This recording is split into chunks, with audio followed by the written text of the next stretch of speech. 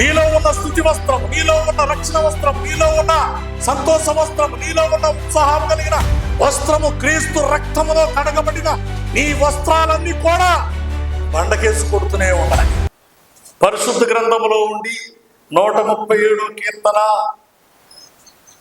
Last వచ్చిన 9వ వచనం, ఇక్కడ చక్కటి మాటలు ఈ కీర్తనకారుడు రాయబడిన మాటల్లో మనం జ్ఞాపకం చేసుకుంటున్నాం. ఏమంటున్నాడు ఇక్కడ? నీ పసిపిల్లలను పట్టుకొని, ఏమన్నాడు? నీ పసిపిల్లలను పట్టుకొని ఏం చేయమన్నాడు? వారిని బండకేసి కొట్టువాడు ధన్యుడు. ఎవరు ధన్యులవుతారు? ఎవరు ధన్యులవుతారు? నీకుగా చూసుకుంటే నీలో ధన్యత్వం రానే రాదు. భార్య ఆలోచనతో భార్య, భర్త ఆలోచనతో భర్త, భర్త భార్యలు ఇద్దరు కలిసి ఎవరి దారి వారు చూసుకున్నప్పుడు, బిడ్డలు పట్టించుకోలేని స్థితిలో ఉన్నప్పుడు వారి ధన్యత్వం వారిలోకి రాదు. భార్య స్థానము, భర్త స్థానము, ఇద్దరు మనసు ఏకమైపోయి అక్కడ రాయబడిన మాట ఏంటంటే, నీ పసిపిల్లలను పట్టుకొని బండకేసి కొట్టువాడు ధన్యుడు అన్నాడు. పట్టుకోవాలంట, తర్వాత బండకేసి. అర్థమవుతుందా మీకు? పసిపిల్లలు ఏం చేయాలి? పట్టుకోవాలి. ఎలా పట్టుకోవాలి? విడిచిపెట్టకూడదు, పట్టుకోవాలి. పట్టుకోకపోతే ఏమైపోతారు? పాడైపోతారు. అర్థమవుతుందండి? పట్టుకోకపోతే ఏమవుతారు? వాళ్ళు పాడైపోతారు. పట్టుకోవాలి వాళ్ళని. పట్టుకుంటాం అంటే వారిని మన యొక్క విధానంలో వారిని కాపాడుకోవాలి, మన అడుగుజాడలో వారిని మనం కాపాడుకోవాలి, మన మాట తీరులో వారిని కాపాడుకోవాలి, మన ప్రవర్తన తీరులో వారిని మనం కాపాడుకోవాలి, మన బిడ్డలను మనం గట్టిగా పట్టుకోవాలి. ఏ విషయంలో పట్టుకోవాలంటే దేవుని అనే వాక్యం అనే మాట ద్వారా వారిని గట్టిగా పట్టుకోవాలి. ఆయన మాటతో పట్టుకోవాలి మనల్ని. వారిని పట్టుకొని విడిచిపెట్టడమే కాక వారిని పట్టుకొని బండకేసి ఏం చేయాలంట? కొట్టాలంట. కొట్టడం అంటే ఏంటి? వారిని కొట్టడం వల్ల వాళ్ళు ఏమవుతారు? మాట్లాడరండి, చెప్పాలి, మాట్లాడరండి అమ్మా. వారిని పట్టుకొని కొట్టడం వల్ల ఏమవుతారు? కొట్టిన వారు ధన్యులవుతారు, కొట్టబడిన వారు కూడా ధన్యులవుతారు. దేవునికి స్తోత్రం కలుగునుగా. హల్లెలూయా. అంటే కుటుంబము భార్యాభర్తలుగా ఉన్న స్థానంలో ఉన్న వారు బిడ్డలు ఏం చేయాలంటే పట్టుకోవాలంట, బండకేసి కొట్టాలంట. నువ్వు పట్టుకొని వదిలేసిన ప్రమాదమే, బిడ్డలు పట్టుకొని వదిలేసి ముద్దాడిన ప్రమాదమే. అయ్యో నా పిల్లని నువ్వు గార్పం చేసినా నీకు ప్రమాదమే, నా పిల్లోడని నువ్వు గార్పం చేసినా నీకు ప్రమాదమే. వారిని ఏం చేయాలంట? పట్టుకోవాలంట, నీ స్వాధీనంలో ఉంచుకోవాలంట. తర్వాత వారిని వాక్యమనే మాట, దేవుని మాటతో, వాక్యముతో ఆ బండకేసి కొట్టాలి. అంటే వాక్యములో కొట్టాలి, వాక్యమనే బెత్యముతో వారిని కొట్టాలి. దేవునికి స్తోత్రం కలుగునుగా. సామెతల గ్రంథంలో ఒక మాట ఉంటుంది, 13వ అధ్యాయం 4వ వచనం అనుకుంటా. అక్కడ ఒక మాట ఉంటుంది, చదవండి. అక్కడ త్వరగా వెళ్ళండి, అక్కడ తొందరగా వెళ్ళండి. బెత్తము వాడని వాడు కుమారునికి విరోధి. అర్థమవుతుందా మీకు? వాక్యము వారికి చెప్పని తండ్రి, వాక్యము బిడ్డలకు చెప్పని తల్లి, వాక్యము చెప్పని బిడ్డలకు చెప్పని తండ్రి, ఆ పిల్లలకి వాళ్ళిద్దరు విరోధులు అవుతారట. బెత్తము వాడని కుమారుడు తన కుమారుడికి ఎవడంటికి విరోధి. ఎవడో బయట ఎవరు లేడు విరోధికి. విరోధి అనేవాడు బయట ఎవడో కూడా లేడు, నీలోనే ఉన్నాడు విరోధి. నీ కుమారుడే విరోధం అవుతాడు, నీ కుమార్తె నీకు విరోధం అవుతుంది. ఎప్పుడు? నీ పిల్లలను బండకేసి కొట్టకొని ఉన్నప్పుడు. భార్య చర్చిలో ఉంటే భర్త ఊరి మీద ఉంటాడు, భర్త చర్చిలో ఉంటే భార్య ఊరి మీద ఉంటుంది, భార్య భర్తలు చర్చిలో ఉంటే బిడ్డలు ఊరి మీద ఉంటారు. అది క్రమమా? ఏమంటే క్రమమా? ఇక్కడ ఏం చెప్తుందో వాక్యం? బెత్తము వాడని కుమారుడు ఎవరికి? బయట వాళ్ళకే, జన్మనిచ్చిన తల్లిదండ్రులకే. ఎవరికి విరోధం అవుతారు వాళ్ళు? జనమునిచ్చిన తల్లికి విరోధం ఉంది ఆ కూతురు, జనమునిచ్చిన తండ్రికి విరోధం అవుతాడు ఆ కుమారుడు. ఎందువల్లంటే వీరు పట్టుకుంటారు, ముద్దులాడతారు అనమాట. నా కూతురు చాలా గార్భంగా పెంచింది, తల్లి కూతురు గార్భంగా పెంచింది, తండ్రి కొడుకుని గార్భంగా పెంచుతారు. మంచిదే, గార్భం ఉండొచ్చు, మంచిదే. కానీ బండకేసి కొడుతుండాలి, అప్పుడప్పుడు బండకేసి కొట్టాలి వాళ్ళని. దేవునికి స్తోత్రం కలుగునుగా. బండకేసి కొట్టడం అంటే ఏంటి? బండకేసి కొట్టేది ఎవరో బాగానే వచ్చేస్తాం మైండ్, మన జ్ఞానం ఇటువంటి స్పీడ్ వచ్చేస్తాయి అన్నమాట. ఏం వేసి కొడతాడు? చేసి కొట్టుకుంటాడా? ఏమా బండ చేతితో బండతో కొట్టుకుంటాడా? ఏముంటుంది ఆయన చేతిలో? బట్టలు ఉంటాయి, బట్టలు ఉంటాయి. ఓ కొడుతుంటాడు. బండకేసి కొడితే ఏం పోతా బట్టలకి? మురికిపోతాయి. మురుగు. ఆ వస్త్రాలని కొడుకు అనుకో, ఆ వస్త్రాలని కూతురు అనుకో, ఆ వస్త్రాలు నీ కొడుకు నీ కూతురు అనుకో, నీ పిల్లలు అనుకో, నీ సంతానం అనుకో. నువ్వు ప్రతిరోజు నీ బిడ్డలను ఉతకాలి బండకేసి. బండకేసి ఉతకన వస్త్రం ఎలా పడుతుంది? ఉతకన వస్త్రం ఎలా పడుతుంది? తెలుసు, మనకు బాగా తెలుసు. ఉతకని వస్త్రం మురిగ్గా ఉంటుందని తెలుసు, అది మురిగ్గా ఉందని తెలుసు, తెలిపిపోయి చీకటి వచ్చిందని తెలుసు.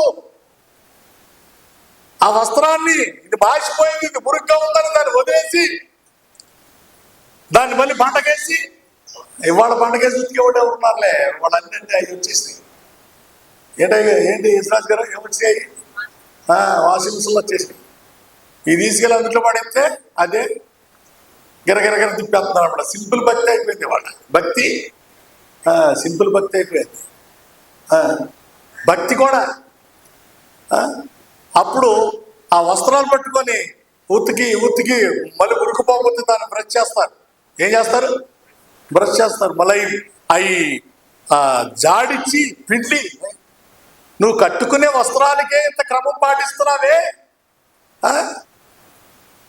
దాన్ని ఉతుకుతావు, జాడిస్తావు, పిండుతావు, మళ్ళీ ఆరేస్తావు, మళ్ళీ ఇస్త్రీ చేపిస్తావు, మళ్ళీ తొడుక్కుంటా నువ్వు కట్టుకున్న బట్టలకే. మరి నీ హృదయంలో నాటికి, మరి హృదయంలోనే అయ్యా ఉంటుంటారు ఏమా? హృదయంలో నాటిలో ఉంటుంటారు. హృదయంలో ఒక వస్త్రం ఉంది, స్తుతి వస్త్రం ఉంది, సంతోష వస్త్రం ఉంది, ప్రార్థన వస్త్రం ఉంది, రక్షణ వస్త్రం ఉంది. మేము బాప్టిజం పొందేసామని చెప్పుకుంటారు అంతే భక్తులు.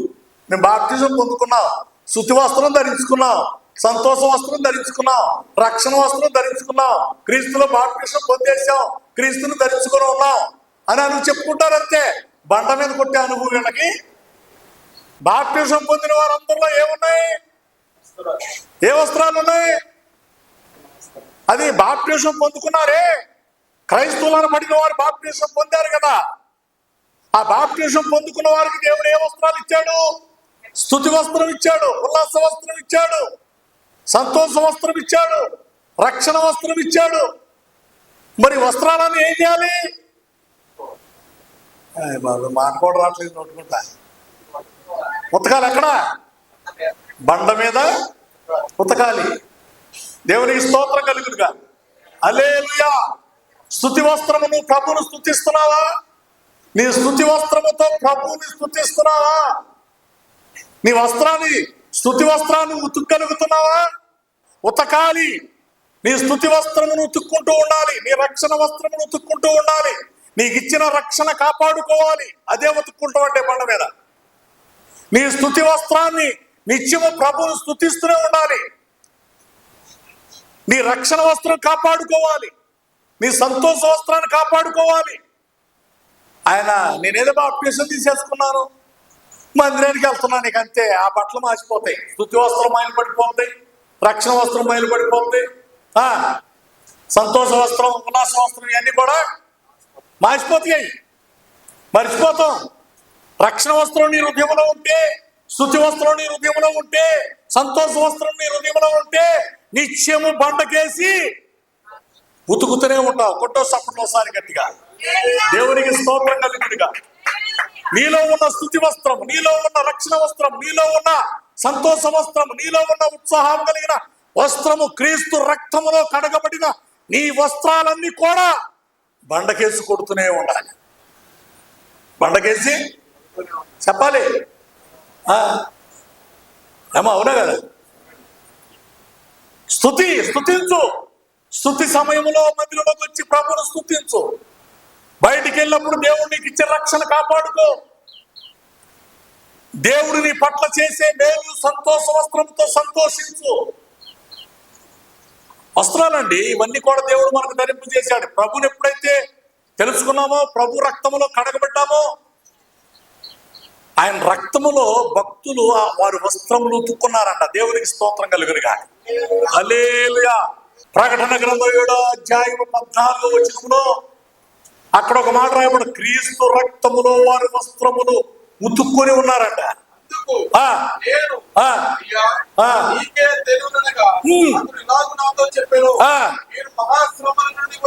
ఎవరంట వీరు? మహాశ్రమల నుండి, మహా ఇబ్బందుల నుండి వచ్చిన వారంట వీళ్ళు. గొర్రె పిల్ల రక్తములో, క్రీస్తు రక్తములో తమ వస్త్రములను ఉతుక్కొని ఉన్నారంట. కొట్ట సప్పుడు ఒకసారి గట్టిగా. దేవునికి స్తోత్రం కలుగునుగా. రక్తములో, క్రీస్తు రక్తములోని వస్త్రమును ఉతుక్కున్న నీవు, క్రీస్తు రక్తములో కడగబడిన నీవు మళ్ళీ పాపానికి వెళ్ళవిక. క్రీస్తు రక్తంలో కడగబడిన తర్వాత మళ్ళీ వెనకడుగు. అయ్యో, నీ వస్త్రాన్ని పెట్టబడి భద్రంగా దాయు.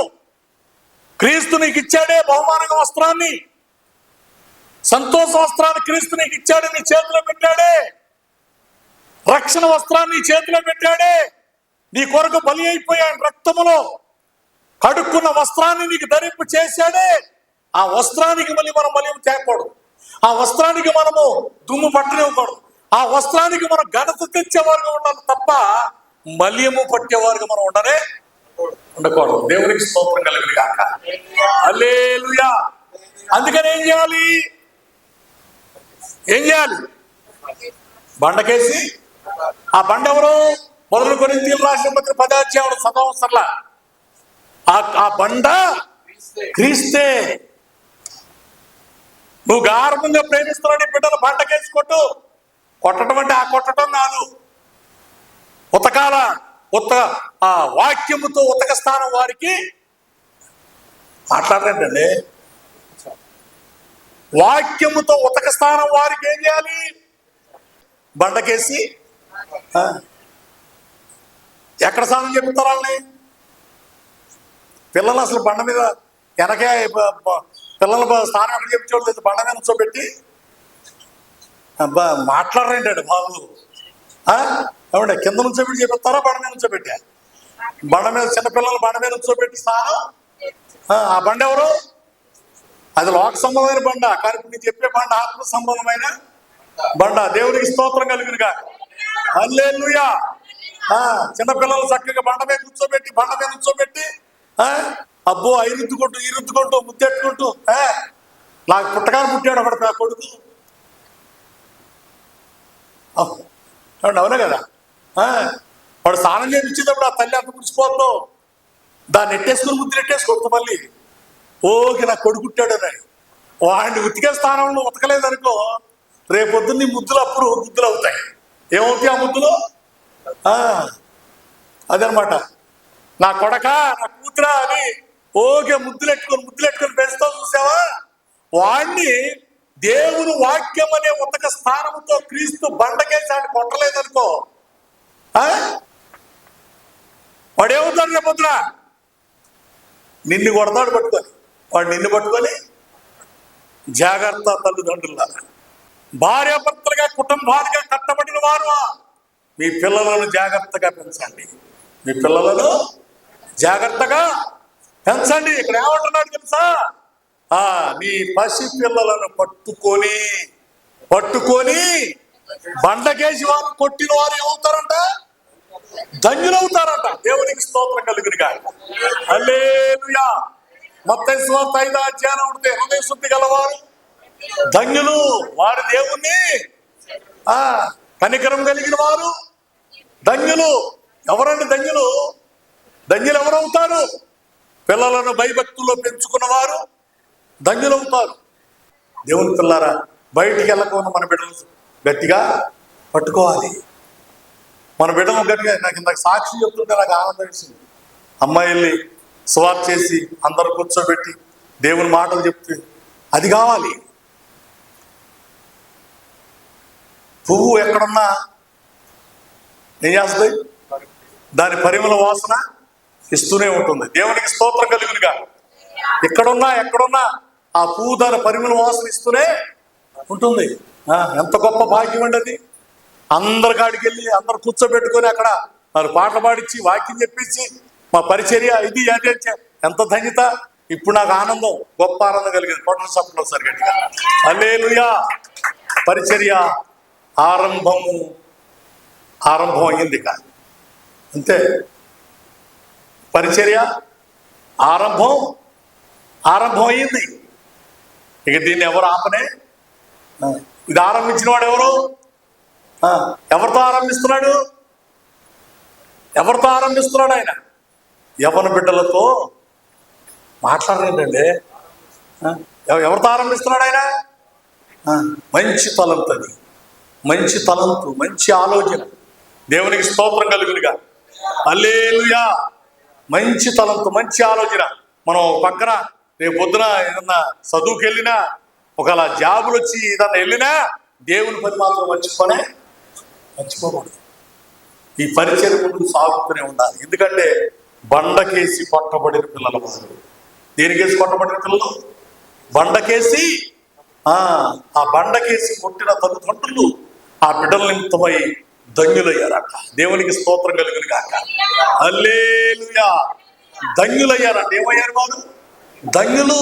నీ పసి పిల్లలను బండకేసి పట్టుకొని నీ బండకేసి కొట్టినప్పుడు కొట్టిన వారు ధన్యులు.